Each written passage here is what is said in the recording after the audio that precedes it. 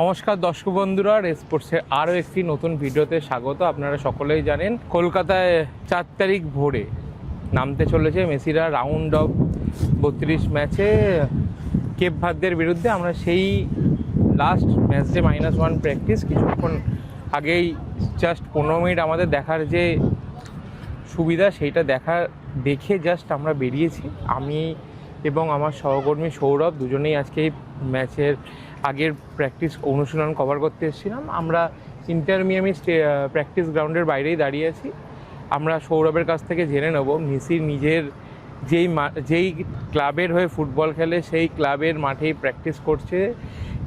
এর আগেও আরও দুটো ম্যাচ কানসাস থেকে এসে তারা অনুশীলন করেননি, মানে কানসাস থেকে অনুশীলন করে ডালাসে এসেছিলেন, কিন্তু মিয়ামিতে তারা একদিন আগে এসেছে, আজকে তারা অনুশীলন এখানে করছে। সেই সমস্ত কিছু নিয়ে সৌরভ, এর আগে আমরা দেখেছিলাম কানসাস থেকে মেসিরা মানে ম্যাচের আগের দিনকে অনুশীলন করে ডালাসে এসেছিল, কিন্তু মিয়ামিতে সম্পূর্ণটা আলাদা। একদিন আগেই এসছে মিয়ামিতে, তার ইন্টার মিয়ামি ক্লাবের মাঠেই সে প্র্যাকটিস করছে। মানে মানে তার নিজের এইখানে সারা বছর তিনি খেলেন, সেই কারণেই কি এইরকম চিন্তাভাবনা না অন্য কিছু? আমরা এখন দাঁড়িয়ে আছি ইন্টার মিয়ামি স্টেডিয়ামটা ঠিক বাইরেটায়। আমরা যখন এই কথাটা বলছি তার আগে আমরা 15 মিনিট ওই রোদে দাঁড়িয়ে আর্জেন্টিনার প্র্যাকটিসটা দেখছিলাম। আমার রীতিমতো ঘামে ভেতরে স্যান্ডো গেঞ্জি ফেঞ্জি সব ভিজে গেছে। তো ভাই, কানসাসে এই ওয়েদারটা কি ছিল? ওয়েদারটা ফ্যাক্টর, ওয়েদারটার সাথে মানানোর জন্য এটা আর্জেন্টিনা ম্যানেজমেন্ট খুব ভালো জানে যে ওয়েদারের সাথে মানাতে হবে। ম্যাচটা যতই 7টার সময় হোক, 6:30টার সময় হোক, স্থানীয় সময়ে 8টায় হোক, যটাতেই হোক, ঠিক আছে, আমাদেরকে এই গরমটার সাথে মানাতে হবে। তার জন্য একদিন প্র্যাকটিস তারা এই একটা সময় করেছে, 6টার সময় বা 6:45 থেকে শুরু করেছে এখানে স্থানীয় সময়, বিকেল 5:45 থেকে। তো ওয়েদারের সাথে মানানোর জন্য আর্জেন্টিনা এটা করেছে। এবং রাউন্ড অফ 32 ম্যাচ খেলতে নামছো। এর আগে যে ম্যাচটা গ্রুপ লিগের মানে লাস্ট ম্যাচটা, সেখানে পূর্ণ টিম নামায়নি ফার্স্ট 11-এ। সুতরাং সেই জড়তাটা যাতে কোনো রকম না থাকে, ফ্রেশ মাইন্ডে এবং নকআউট ম্যাচ খেলতে নামছো এবার তুমি। মানে এইখানে একটা ভুল মানে তুমি বাইরে, তোমার আর মানে ঠিক করে ফিরে আসার কোনো সুযোগ সুবিধা কিচ্ছু নেই। ওয়েদারের সাথে মানানোর থেকেও নিজেদেরকে জেলাপ করানোর জন্য, বা যেটাকে সাধারণত বলা হয় যে পরিবেশের সাথে মানানোর জন্য, আর্জেন্টিনা একদিন এখানে প্র্যাকটিস করে নিচ্ছে।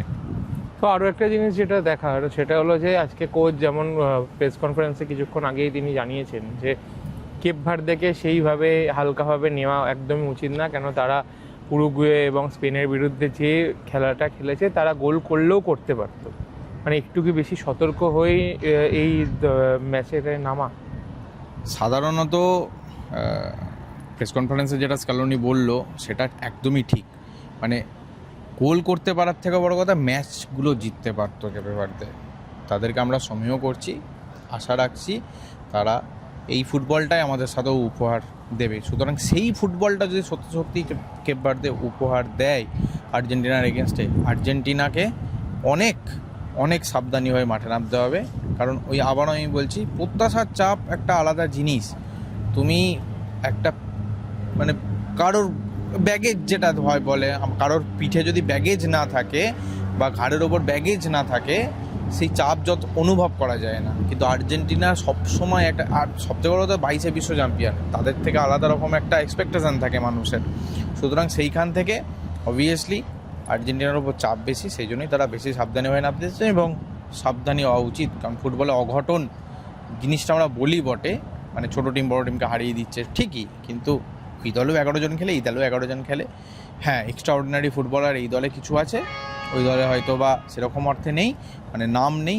কে বলতে পারে কালকেই তার ম্যাচ না হতে পারে। ওই 11 জনের মধ্যে, মানে 11 জনের মধ্যে কেপে ভার্দের কেউ জ্বলে উঠলো। গোলকিপারকে আমরা দেখেছি, ডিফেন্ডারকে দেখেছি, এরকম বহু নাম বলে দিতে পারি যে কেপে ভার্দের আগে আমরা কেউ চিনতাম না, সেটা এখন নজর দিচ্ছি। কেউ আমরা কোনোদিন ভেবেছি কেপে ভার্দের প্রেস কনফারেন্স কভার করবো? নয় করেও আজকে প্রায় 150 জন সাংবাদিক ছিল ওই হল ঘরটার মধ্যে। কেপ ভার্দের সাংবাদিক সম্মেলন কভার করছে, এখানেই গুরুত্ব বোঝা যাচ্ছে। এবং কি মনে হচ্ছে কালকে আর্জেন্টাইন প্রথম একাদশ নিয়ে? প্রথম একাদশ আমার মনে হয় না, মনে হয় সেকেন্ড ম্যাচটা যেটা মানে গ্রুপ লিগের সেকেন্ড ম্যাচটা যেটা খেলেছিল আর্জেন্টিনা, সেম 11 থাকবে। সামনে বা মিডফিল্ড বা ডিফেন্স খুব একটা চেঞ্জ করবে বলে মনে হয় না, কারণ একটা সেট প্যাটার্নের টিম থাকে। আগের দিন তার বলা যায় 9 জনকে চেঞ্জ করে একটা অন্যরকম টিম নামিয়েছিল বটে, কিন্তু এরকম আশা আমি খুব একটা রাখছি না। তিনি তার সেট 11-এই ফিরে যাবেন স্কালোনি। হ্যাঁ, মানে ডিফেন্ডারে এদিক থেকে ওদিক হয়তো হতে পারে, মানে সাইড ব্যাক একজন চেঞ্জ হতে পারে, ব্যাস। মিডফিল্ডে আমি তো কোনো চেঞ্জই দেখতে পাচ্ছি না, এবং আপ ফ্রন্টেও তাই। জুলিয়ান আলভারেজের ফর্মটা চিন্তায় রাখতে পারে, কিন্তু আশা করি তিনি অনেক বড় মাপের স্ট্রাইকার। আর্জেন্টিনার মানে যে কোনো সময় বলে না, মানে form is temporary, class is permanent, সেই জন্য এই কথাটা সবসময় মনে রাখা উচিত। জুলিয়ান আলভারেজ যে কোনো সময় ফর্মে ফিরতে পারে এবং গোল পেতে পারে। ফর্মে ফিরতে পারে তো গোল পেতে পারে, গোলটা তো দরকার, মানে গোল পেতে পারে। আমরা আরেকটা জিনিস দেখলাম যে এই যে মানে ইন্টার মিয়ামি ক্লাব যেখানে ওইটার নিচেই ড্রেসিং রুম থেকে বেরানোর সময় আর্জেন্টাইন ফুটবলের প্রেসিডেন্ট ওখানে বসেছিলেন। প্রথমে তিনি রড্রিগো ডি পলদের সাথে কথা বললেন, তারপরে দীর্ঘক্ষণ মেসির সাথে অনেকক্ষণ কথা বলছিলেন।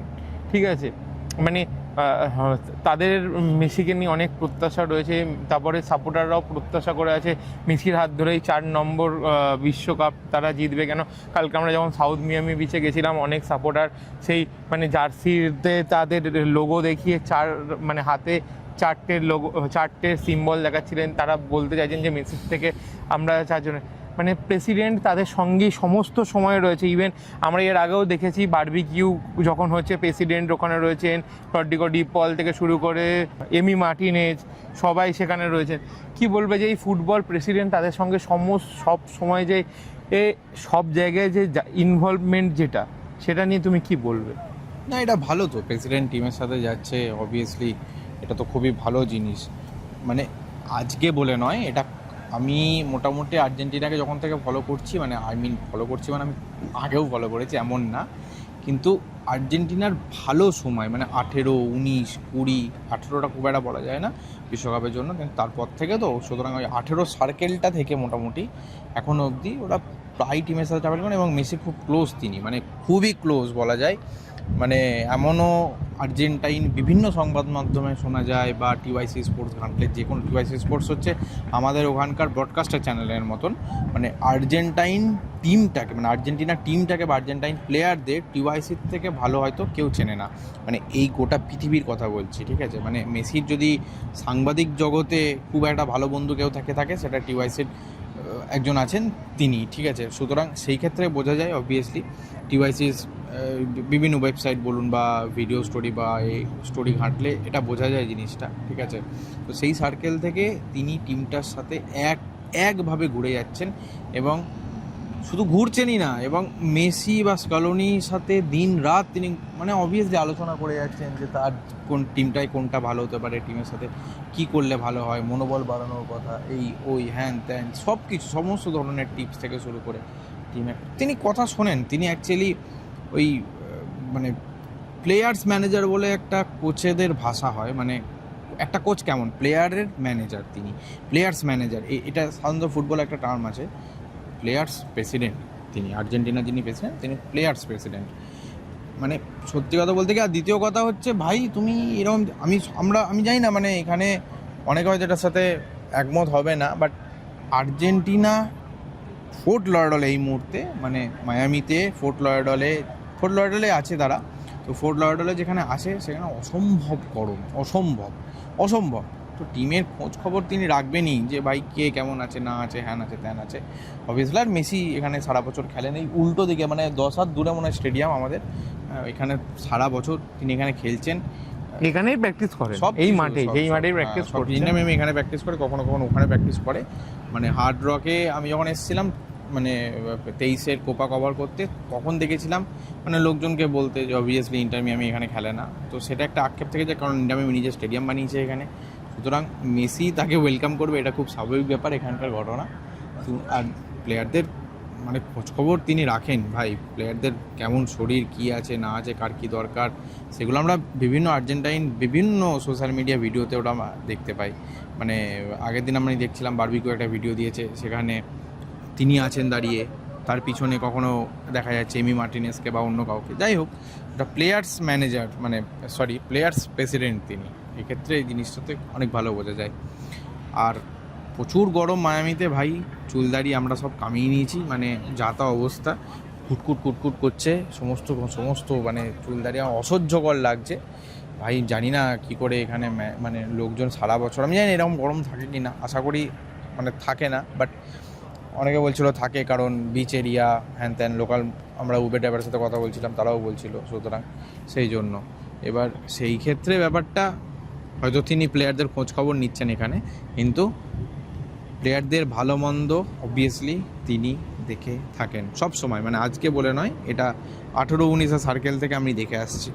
আর খেলার বলতে আর্জেন্টিনা 32 কালকে নামছে খেলতে। আর্জেন্টিনা নিজেদের সম্ভাব্য প্রতিপক্ষ জেনে গেছে, কোথায় কে হতে পারে।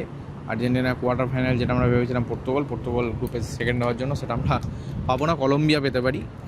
সেক্ষেত্রে জিনিসটা দেখা যাক আর্জেন্টিনা মানে কালকের ম্যাচটা কীরকমভাবে।